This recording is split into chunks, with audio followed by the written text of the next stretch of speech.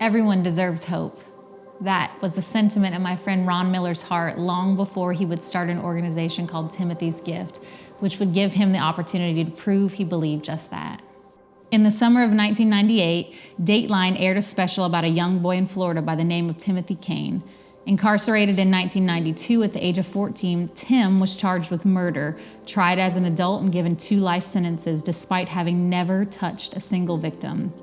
My friend Ron Miller happened to see the interview that night and recalls that he'd sat through news reports before and been moved, but never like this.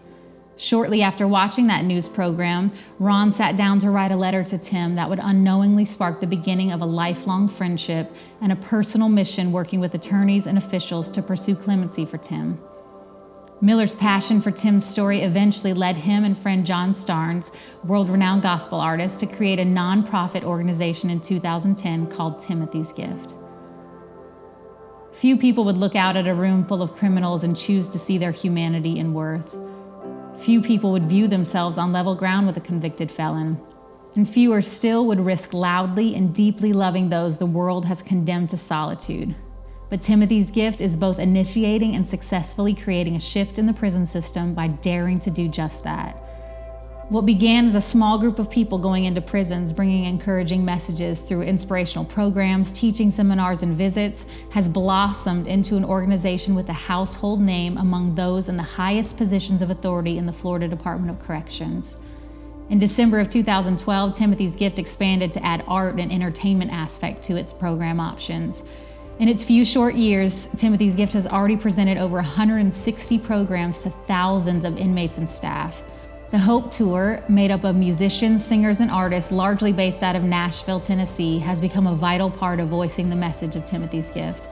This non-traditional and innovative group of creatives provide a nearly 2-hour-long concert of old classics, Motown hits, current radio smashes, and performances of every style of music: soul, country, gospel, pop, etc. We do this all with the intention of bringing hope and restoring a sense of worth to the incarcerated. We've quickly acquired a reputation for excellence and diligence. While being introduced on a recent tour, one of the top Florida Department of Corrections official beamed, "This is the group that is responsible for changing the culture of the Florida prison system." After every tour, there's piles of letters that pour in, from parents, spouses, friends, relatives, and inmates themselves, thanking Timothy's Gift for the gift of feeling remembered and feeling known. Thanking Timothy's Gift for bringing them joy again and reminding them that they are loved. Others thank us for the chance to feel free, if only in their spirit. In the age of the selfie, Timothy's Gift is an organization who looks to the other. We look past a uniform number to ask someone's name. We seek to minimize the gap between us and them, to support a new generation of prison staff and leadership who both value those serving time in their system and who take great responsibility for empowering those men and women to reach for something better for themselves. Though we've been centrally focused in Florida for the last few years, our vision is to expand as far and wide as possible to plant the seeds of change in other states, correctional facilities, and prison systems as a whole.